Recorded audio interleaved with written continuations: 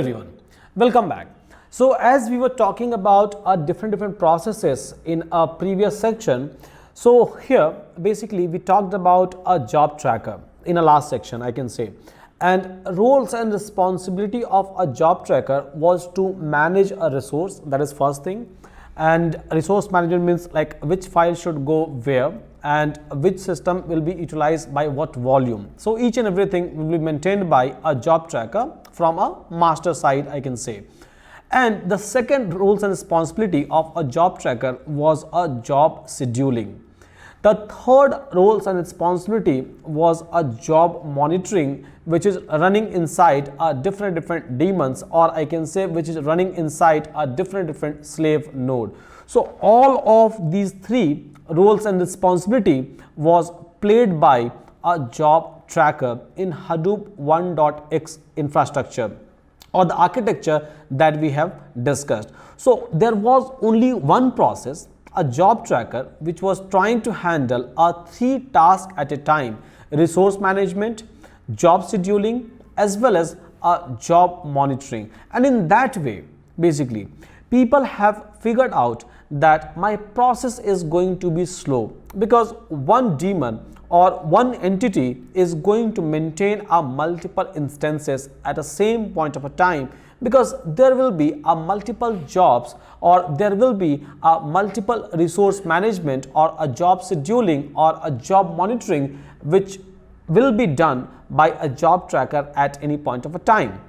So in that way, my job tracker will be overloaded. And keeping these things in mind, so people have introduced a new architecture, and in this new architecture, so they were trying to divide basically a job of a job tracker into different processes. So the new architecture in which people have introduced one new kind of a process that is called as a yarn.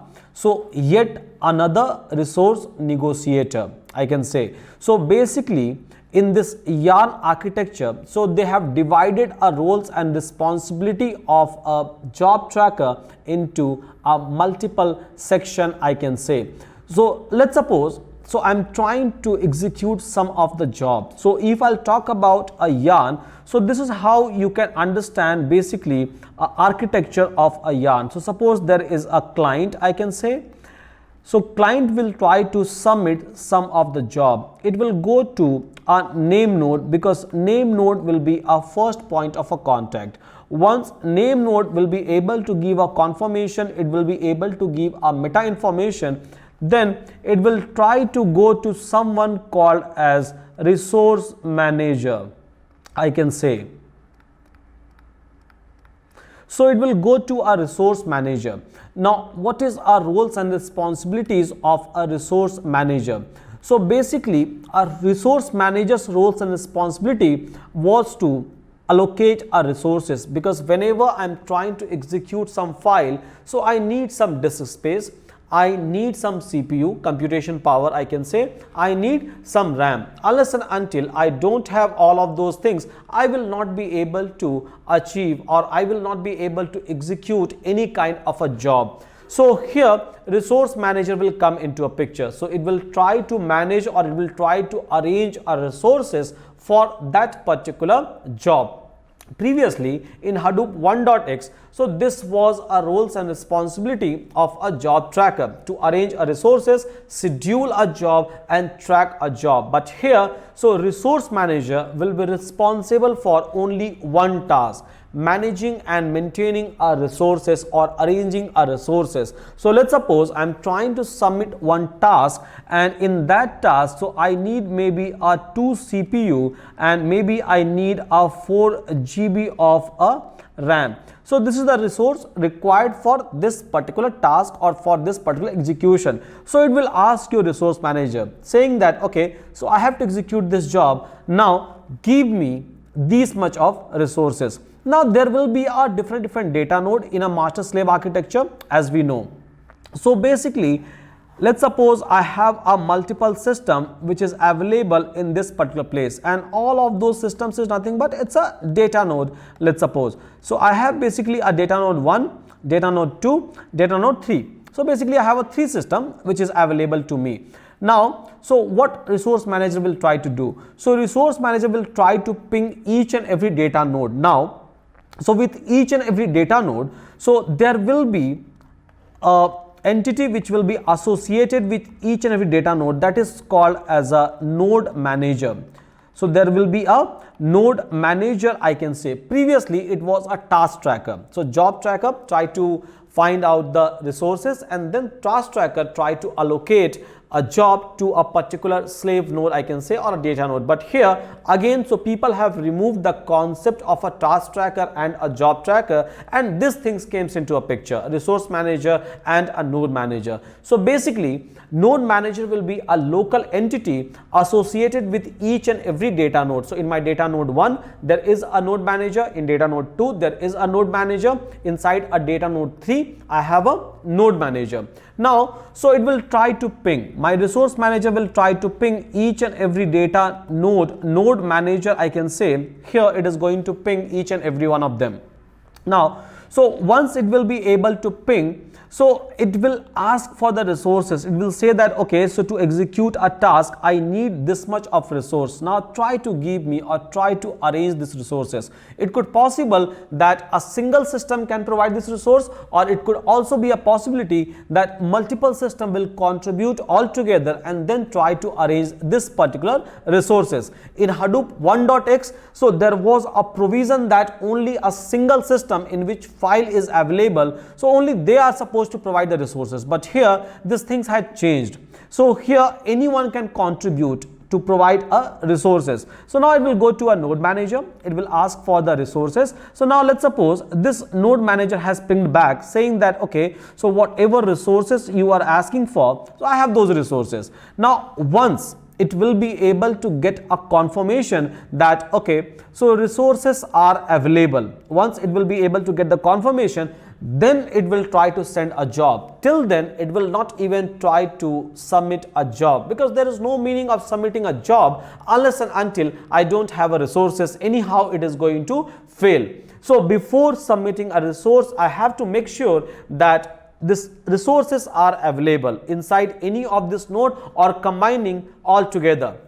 So fine. First of all, resource manager will make sure all of those things. Now, once it will make sure that, okay, so these resources are available inside my system and I will be able to execute my job once after getting a confirmation from a name node, then it is going to create, I can say, a task basically. So then it is going to create, I can say, a task for execution of that job. So basically it is going to create one thing called as a application master over here. So let's suppose if I'm trying to create a application master in this particular place, so it will try to create basically a application master, or I can say that it is going to create a task basically, so where you will be able to get a job ID. So fine, once it will be able to create an application master, so in that case what will happen is, so this application master is associated with the particular job. So basically I'm trying to create a particular application, so which is responsible for running all of those jobs.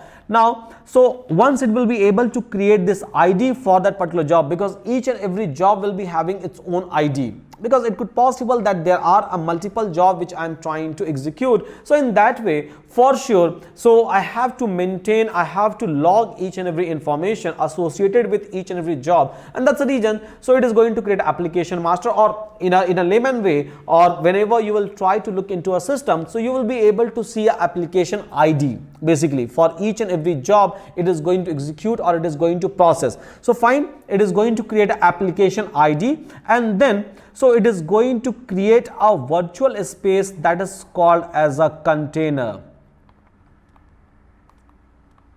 So basically this container will be having an actual resources. So it is going to create a virtual space. So it could possible that I'm trying to execute a job in this system number 1, data node 1, and I'm trying to take a resources from data node 2 as well. So combinedly these two system is going to basically create or contribute into this particular container, which is nothing but a virtual space. basically. So this space will be shared by a data node 1 and a data node 2. So whatever data is available inside data node 1, so it will try to execute in this virtual container, and then so there will be a shared resources. So in this container, so again it will try to, I can say, create, or it will try to execute your job over here. Now, so basically we are executing one single job, one single application in two systems, because in both of the system my data set is available, because I'm talking about a distributed computation. So it could possible that I have a big file, but like a block of this big file is available inside a different system, inside a different data node. So fine, it is going to create a virtual space, a virtual container inside a different system, and it is going to create a task basically. So task for this system, and I can say it is going to create a task for this system. So both of the system will be having a task, and both of this task, I can say, is going to report to this application master, I can say. So in whatever system it has created this application master is nothing but application ID, and there will be a task, or there will be a task ID it is going to create. So both of this is going to report to this application master, because this application master or application ID has been created for a particular job. But my job is running into a multiple system, so I have to track each and everything. So basically application master will try to get an information from each and every task, so whether task is getting executed successfully or unsuccessfully. So application master will be having all the information, and once this task will be completed, so it is going to destroy both of this container, and it is going to free up all the resources which it has occupied in a last section when it was trying to allocate a resources based on the request of a resource manager, I can say. So once it will be able to finish this task, application master is going to send an acknowledgement, I can say, ACK over here to the resource manager, saying that I have already finished this particular job. Now so you will be able to take a control, and in this way, so once it will be able to get this information, means my job as done, so it will be able to update your node or your name node, I can say, which is trying to store a meta information. So this is how this entire thing is going to work, and this is how it is going to execute a job. So now here, if I'll talk about a roles and responsibility of each and every entity over here, so resource manager is just responsible for providing a resources to each and every job that we are supposed to execute.